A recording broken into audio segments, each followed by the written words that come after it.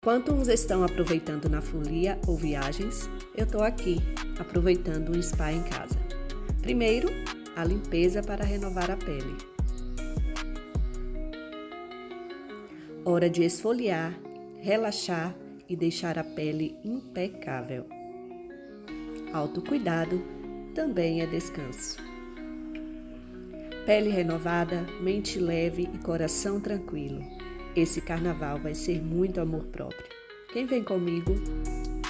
Em casa ou na folia, cuide da sua pele.